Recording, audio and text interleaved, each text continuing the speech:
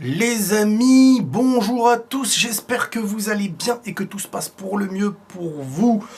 On revient un petit peu parce qu'il y a un peu de nouveauté, un petit peu d'animation par rapport aux derniers jours, on va dire, concernant le Real Madrid, concernant le football, et deux choses, surtout j'ai envie de revenir sur deux choses, après le reste si on veut papoter on papotera, mais deux choses assez importantes. Déjà la blessure, encore et encore, d'Hendrick qui rechute de sa blessure et sera absent 8 à 10 semaines. Ça veut dire plusieurs choses. Ça veut dire plusieurs choses. Déjà, attention, quand tu es au Real Madrid, ton absence, si elle est... ça peut être préjudiciable. Ton absence, si elle est bénéfique à celui qui prend ta place et qui réussit mieux que toi tu as réussi, bah, le Real Madrid ne t'attend pas. Et Hendrick, sur l'année dernière... Il y a eu des bons petits moments, il n'a pas eu beaucoup de temps de jeu, ça on va pas le mettre de côté. Hendrick n'a pas eu beaucoup de temps de jeu, Hendrick est un joueur qui a du potentiel, mais qui je sens, et on a vu l'année dernière, qu'il a besoin de s'adapter tactiquement à un club comme le Real Madrid, à un football européen, etc. Il est un peu trop en mode taureau vers l'avant, un petit peu en mode, tu vois, vraiment foncer la tête baissée. C'est le profil attaquant à l'ancienne, qui est là pour te planter des buts et vivre dans le foot, dans l'action, tout est lié à aller chercher le but.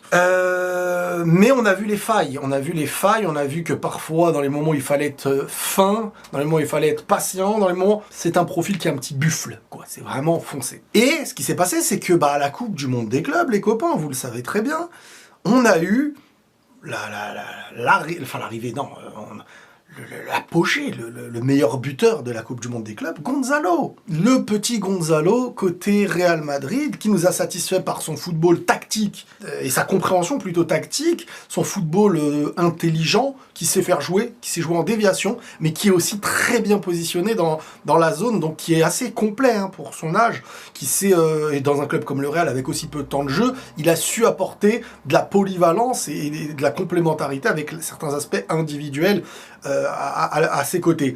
Donc c'est hyper intéressant ce que nous a proposé Gonzalo, là où à côté, on a certains aspects de déception. Premièrement, par un grand manque de temps de jeu d'un Hendrick, et de l'autre côté, un Hendrick qu'on sent, comme je vous ai dit, pas encore assez prêt tactiquement pour le plus haut niveau européen. Et là, il s'était blessé, donc on l'a pas vu à la Coupe du Monde des clubs, et il s'est re-blessé, donc on va pas le voir jusqu'à possiblement septembre, je crois. Donc là, ça pose un gros problème. C'est que, bon, déjà, ce qui est bénéfique, c'est que Gonzalo, on a le joueur qu'il faut. Si t'as pas Hendrick qui rentre en jeu et tout, t'as Gonzalo.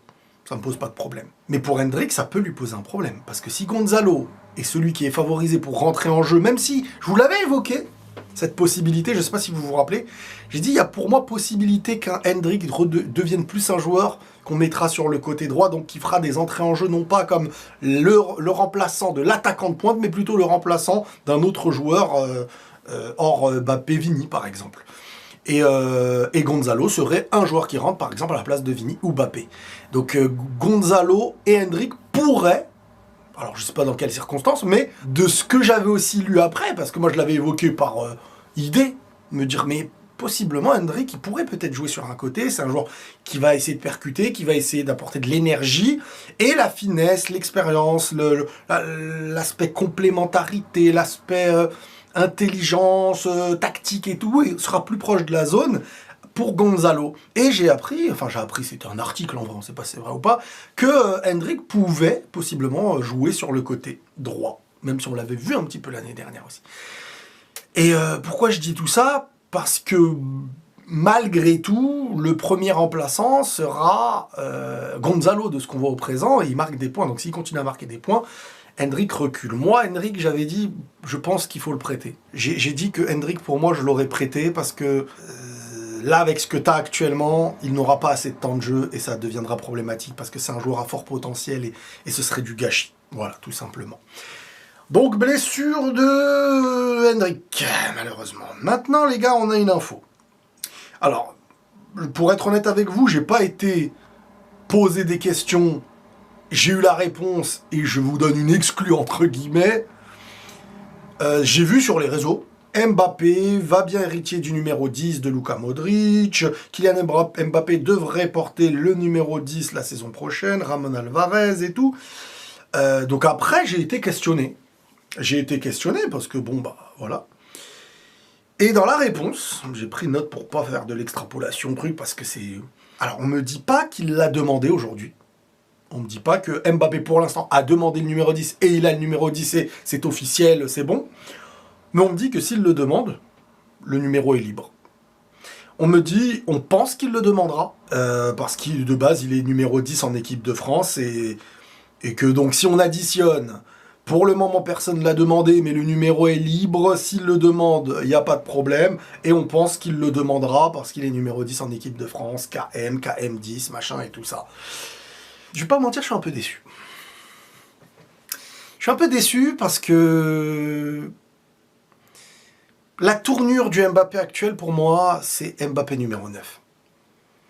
C'est Mbappé numéro 9. C'est Mbappé qui se bat pour être Pichichi, qui se bat pour être soulier d'or, qui avait l'opportunité d'être le numéro 9 et qui l'a pris, et que je trouve qu'il lui correspond maintenant à son poste.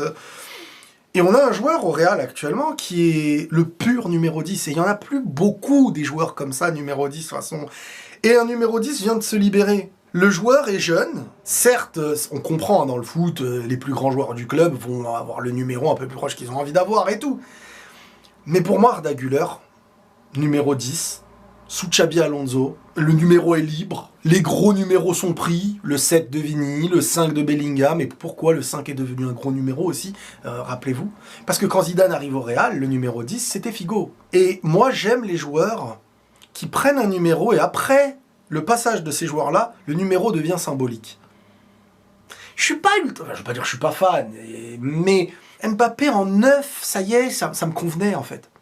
T'es le numéro 9. Alors oui, c'est beau gosse, hein. Et c'est, je pense, pour ça que s'il le prend, c'est pas, il y a ce style, il y a 2 numéros sur ton maillot. Le 10, c'est très souvent dans une équipe celui qui est le plus, je vais pas dire le plus technique, mais c'est ton meneur, c'est ton leader. Des fois, c'est un peu ça, quoi. Le 10 représente quelque chose dans le football, et quand t'es un 10 du Real Madrid, ça met une petite claque, c'est intéressant. Ça n'empêche que Las Diarra, que j'aime énormément, était numéro 10 au Real Madrid quand le numéro était libre. Ça n'empêche que Mariano Diaz, ensuite, a déjà pris le numéro 7 après Cristiano, à un certain moment. Ça n'empêche que le 5 était donné à Vallejo, alors que le 5 c'était le numéro de Zizou. C'est bien les numéros, mais ce n'est pas tout.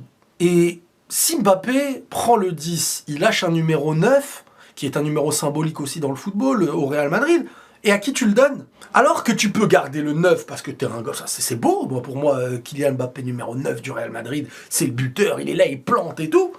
Et le 10, c'est Arda Güler, parce que c'est le 10. Et en même temps, t'envoies un message aux joueurs en disant, hey, l'avenir, il est avec toi, tu es notre meneur de jeu, et tu grandis avec. Et tous les grands numéros sont pris par des joueurs qui peuvent le mériter. De toute manière, un numéro, j'ai envie de dire, parfois ça se mérite, parfois il est libre et tu le prends.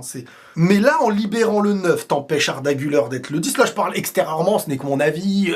Kylian, il peut mériter un 10, c'est un joueur immense, il n'y a pas de galère, hein, je parle pas de ça. Mais pour moi, il y aurait eu une cohérence collective aussi dans cet aspect-là. C'est, tu gardes le 9, le 10, tu le donnes à un autre de tes titulaires, voire futurs titulaires. Et c'est pas tu libères le 9, t'empêches le 10, tu le prends pour toi, et le 9 il traîne, et ça va être qui? Hendrick qui va le prendre, Gonzalo, je sais pas, c'est pas...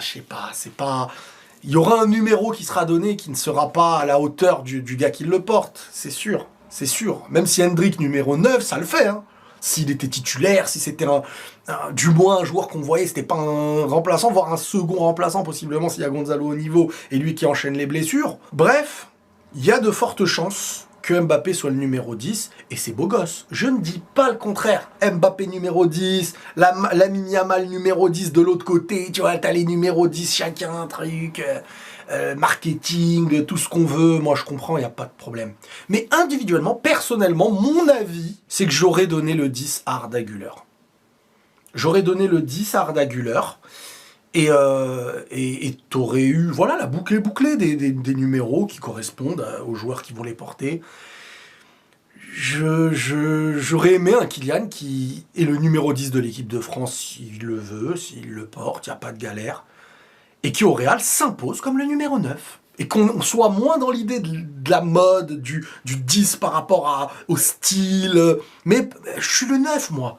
Mbappé, c'est un footballeur, c'est appel de balle, c'est marquer des buts, tu vois, ça représente bien le numéro 9. Et t'en fais quelque chose de grand, t'essayes de battre les records, Ça, j'aurais kiffé. Numéro 10, tu le prends, ok, c'est beau. Ok, c'est beau. Mais j'aurais préféré l'histoire. Après, peut-être c'est marketing, hein, KM10, machin, voilà, je suis 10 partout, que des numéros 10 dans ma team, machin, ok. Mais perso, hein, juste perso, j'aurais préféré voir Arda Güler numéro 10. Si Mbappé prend le 10, bah c'est très bien aussi. Ben, voilà, mais c'est mon côté perso. Voilà, personnellement, c'est ce que j'aurais fait. Bon, j'ai envie d'inquiéter, voilà, voilà, exactement, j'ai envie d'inquiéter. J'ai envie d'inquiéter et de vous évoquer certaines de mes inquiétudes aussi pour l'année prochaine, les gars. C'est que j'ai pas peur de la Liga, parce que je pense qu'on sera... Quand je dis j'ai pas peur de la Liga, ça veut pas dire on va gagner la Liga. Mais j'ai pas peur d'être moins fort que l'année dernière. Je pense qu'on sera meilleur, je pense que le football va être meilleur. Je pense que face aux petites équipes, on sera moins mauvais que l'année dernière. Mais, j'ai un truc qui me perturbe, c'est face aux gros, en fait. Face aux gros, je n'ai aucune certitude et j'aurai beaucoup d'attentes sur le travail qu'on fera face aux petits pour trouver l'équilibre nécessaire, pour trouver... vous savez, comme je vous l'ai dit hier ou avant-hier, on m'a évoqué que, hormis... On a perdu Vasquez, on a perdu Nacho, on a perdu Modric, et ainsi de suite, vous le savez, tous les tauliers, leaders, machin. Il reste Carvajal, mais hormis Carvajal dans cet état d'esprit de l'âme Madrid, vous savez, j'ai revu une action de Nacho hier, dans la nuit, où il fait une passe, après il fait un appel de tout le terrain, il reprend le ballon, il fait ensuite la passe à Joselu et Joselu marque. Le dépassement de fonction, le dépassement d'énergie, comment tu emmènes avec toi ton équipe, comment Nacho est gros monsieur au Real Nacho.